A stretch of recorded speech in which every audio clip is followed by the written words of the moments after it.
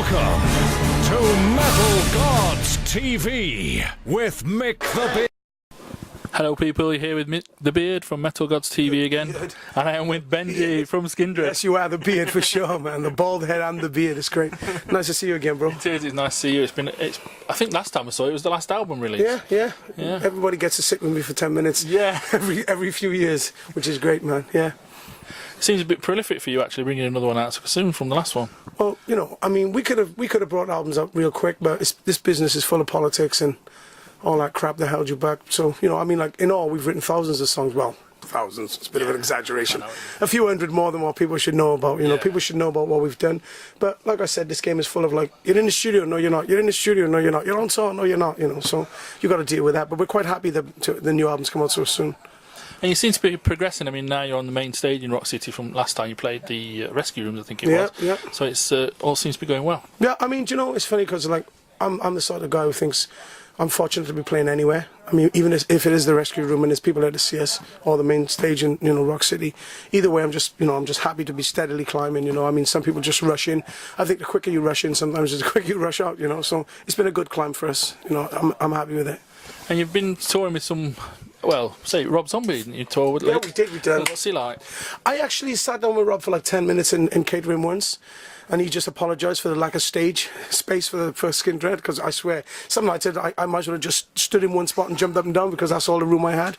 But I said to him I wasn't in the least upset. I mean, he got us in front of a load of people, which was really good. Some fans, you know, we made friends and fans from the Zombie tour, so that's what was important, not the actual, like, because he had like 60 million TV screens and lights and electric and everything else. Yeah. It was amazing. It was amazing. And you sort of described the new album Union Black as a bit darker than your previous stuff. I mean, what's your take on that? I always say that. I say every record, I say it's dark and it's the best we've ever done. No, for me it's like, when I say dark, I meant like the other albums we recorded them. We were basically in Florida and California, which is really beautiful places, but we were stuck in Fulham in London in the snow, you know. So that's why I think that's the coldness of the record, you know. But same way, I mean, even though there's a lot of like. There's a lot of stuff on the album which is like about being in the UK, because I lived in Florida for like 5 years and now I'm back and we wrote the record from beginning to end in the UK. You know, there's a lot of, it's quite heavy, you know, we're in a heavy time in this country. Like, there's a lot of crime on the increase, and, like, you know, gun crime and knife crime and stuff, so it affects me. And it's not like, it's not just me on my own, it affects everybody, you know what I mean? Everybody's under the same umbrella. So, and I'm a firm believer in you can only write what you're given, you know. I mean, what you adhere to, what you draw to, and I'm living in a neighborhood which is just full of fucking madness, you know. It's over the top, you know, and you just you know, you write what comes out and what you see, you know, and that's the basis of you know, Union Black has been that, you know, being in the UK and writing.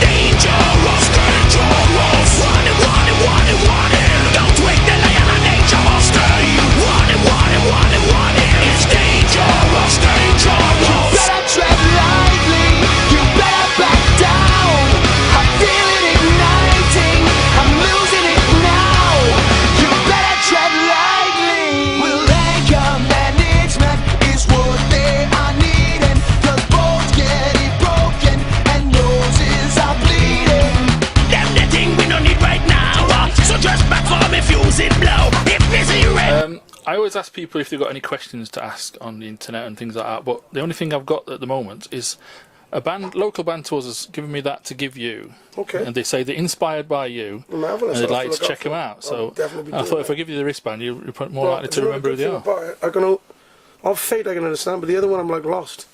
I think, well, yeah, cool. I'm glad. Yeah, I love local acts. I think everybody from the Red Hot Chili Peppers to the Beatles, everybody's local. Yeah. And I think everybody needs to support their local music scene.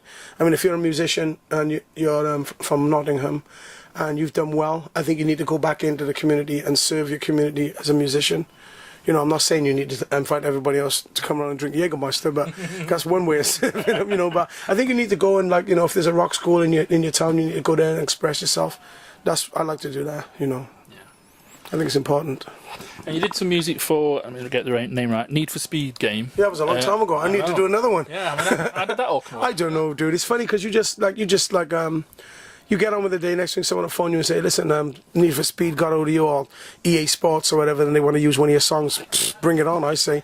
And it's funny because when it first happened, like even now, young kids come up and go, hey, you're the Need for Speed man, aren't you? Like, yeah, okay. Yeah, so that was really cool. It got us a lot of fans and, you know, got us in a lot of homes. Well, I mean, to be honest now, I mean, the games industry is probably bigger than the music business ever was.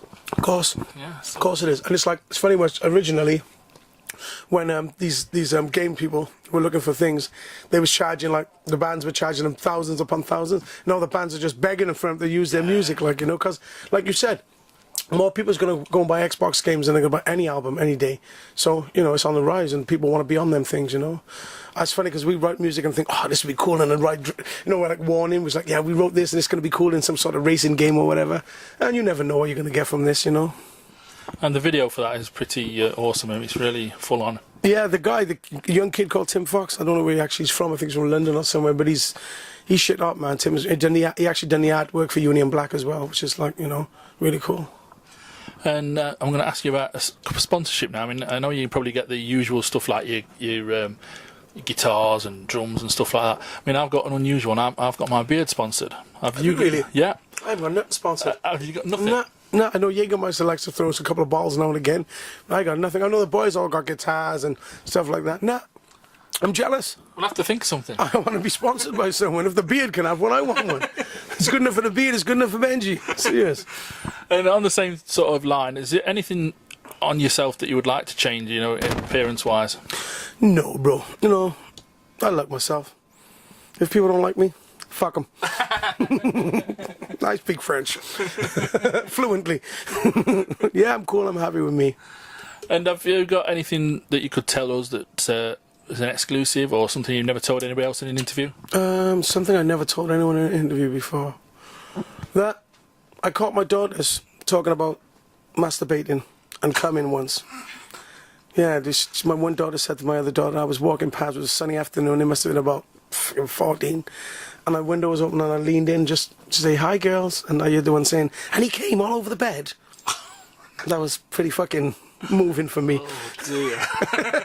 I was never told no one that before. Oh, do they know about it?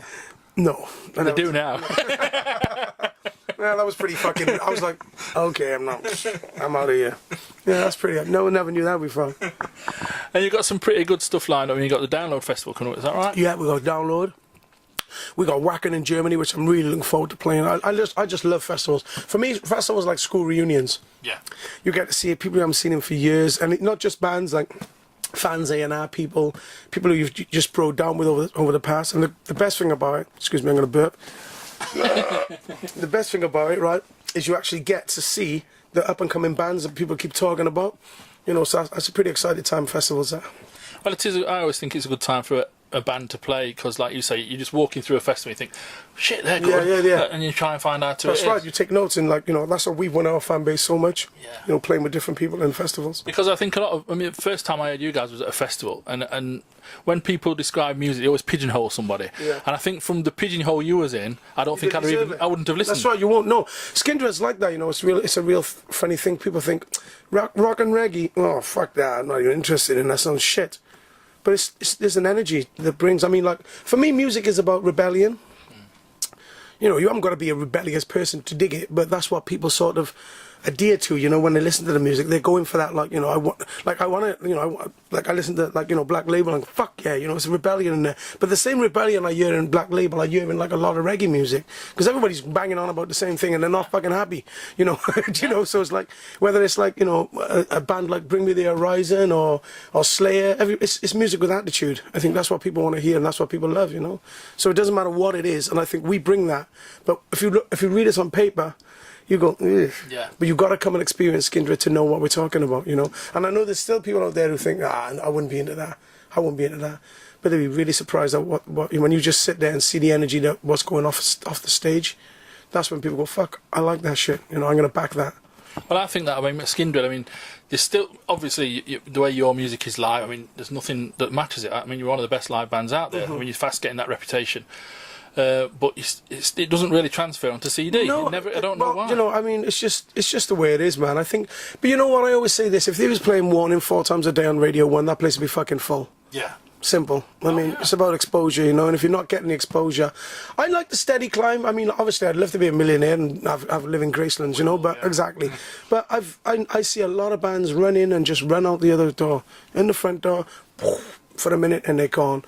I want to really, I think we can make a career out of this, and I think we can be doing this for a long time till my hair was just silver grey like a silverback, you know, and I think we can continue to do this, and I think that's what's more important. Longevity. If they said to me, look, you're going to have a #1 hit in England and that's your ass, or continue like this, I'd say, I'm continuing like this. You better back down.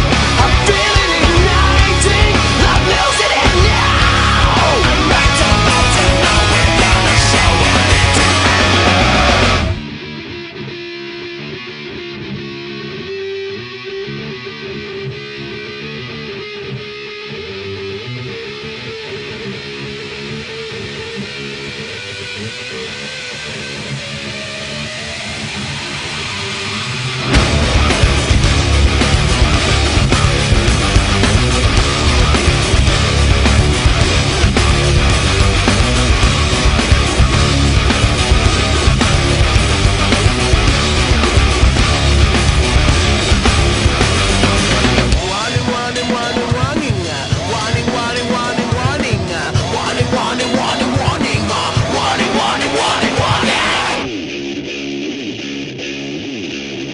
I mean, I don't understand what it is. I mean, about rock shows lately. I mean, they used to get a rock show everywhere, every town, every city, and now it's just you've just got the Radio 1 rock show, a bit of Kerrang and stuff like that. Oh no, I mean, no, they're trying to kill it, bro. Yeah. But as fans, I think we just gotta keep spreading the word of mouth. You know, we really have got to, like, I always say to people, like, we should have a rock show on TV. There should be a rock show on TV. I mean, look, you can't tell me that when they put on Download or all these other festivals, 80,000 metal fans turn up. Yeah. You know, and they're just the ones who actually will get up. You got to remember, not everybody who loves metal can afford to go to these places. 120 quid a ticket's a lot of money for some people, like, you know.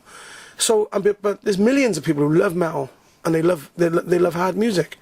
And it's just a shame that these people who run these TV stations and stuff couldn't give us 30 minutes in the evening to put some to help British talent coming through, you know. But it's just the way it is. I mean, they want that easy listening kind of like, which is unoffensive music, you know. Like, I mean, I love Jules Holland, but I think he needs a kick up the ass.